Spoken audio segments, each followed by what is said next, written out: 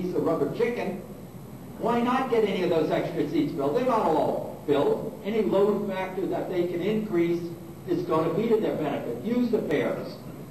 And then all of a sudden, Rep A leaves, Rep B comes in, and somebody says, oh, look, some of these fares aren't really for that corporation, and they're for another corporation. Why give it to the special corporation in the first place if you're not going to get them used with the competitors? So all of a sudden, they're billing the travel agents for the difference in those fares. And the hidden city fares, they're tracking now. They did 3-4 years ago.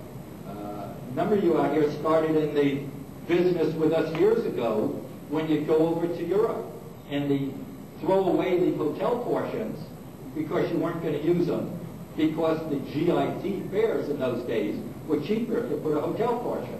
And you had to have a component, and the hotel would be 300 miles away the first night. And you just threw it away and you made your component, and was anybody really injured? I don't know about that. We're going to look at the consumer pricing, which the Department of Transportation has shoved down their throats. They've mandated to you that we're going to have alternative means of distribution. We're going to have pricing and consumerism. So all of a sudden, the airlines in their inimicable wisdom come up with some of these cockamamie fares, and the customer doesn't use the last leg. They're tracking that now in the computer, because when the guy gets back on the second city, where's the reservation? He has to remake his reservation and just gives them that coupon. And they're starting to stop some people at the airport and try to explain that to a consumer. Well, I got something I want you to do. If you can write it, it's important enough to pull out the pads or so. I'm only going to give you a couple of things to write today, and then hopefully we'll print it up, or you'll see it in the trade press actually later on. But what about a stamp that you have? If you have a lot of these type of fares, or what about at least typing something like this on the invoice?